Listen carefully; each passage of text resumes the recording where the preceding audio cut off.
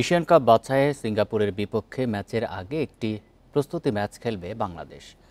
জাতীয় স্টেডিয়ামে ৪ জুন প্রতিপক্ষ ভুটান। ২ ম্যাচ ঘিরে সর্বোচ্চ নিরাপত্তা নিশ্চিতে আন্তঃমন্ত্রণালয়ে বৈঠক করেছে বাফুফে। টিম হোটেল, অনুশীলন ও ম্যাচ ভেন্যুতে সর্বোচ্চ নিরাপত্তা নিশ্চিতে কাজ করবে সংশ্লিষ্ট মন্ত্রণালয়। এই ঈদে জামা জুতো অ্যাক্সেসরিজের ডিসকাউন্ট।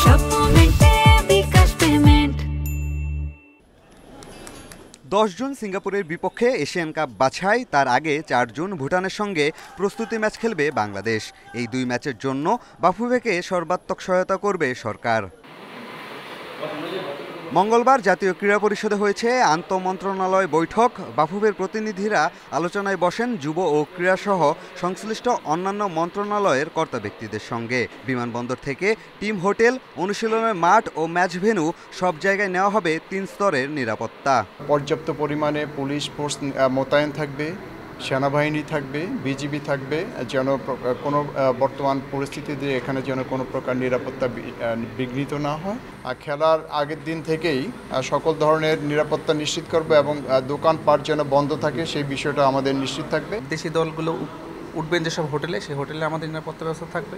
ওনারা এয়ারপোর্ট থেকে হোটেলে আসবেন, ম্যাচে আসবেন, অনুশীলন যেসব ভেন্যুগুলো আছে ভেন্যুতেও নিরাপত্তা ব্যবস্থা থাকবে।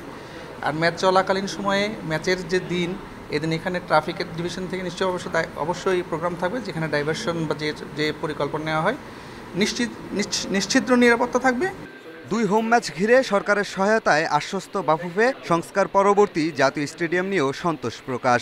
পুরো দলের সঙ্গে প্রবাসী তারকা হামজা সমিতের জন্য বিশেষ নিরাপত্তা ব্যবস্থা চেয়েছে ফেডারেশন। ওনারা যে আলোচনা করেছেন এতে আমরা অত্যন্ত ফলপ্রসূ আলোচনা হচ্ছে। আমরা আশা করি যে আমাদের এই ম্যাচগুলো অত্যন্ত সুন্দরভাবে সম্পূর্ণ করা হবে। ২২ থেকে ২৫ তারিখের ভিতরে আমরা মাঠটা পেয়ে যাবো ইনশাল্লাহ, এতে কোনো সমস্যা হবে না। সব ক্রাইটেরিয়া মিট হয়েছে, নতুন ইনক্লুড করার তেমন কিছু নেই।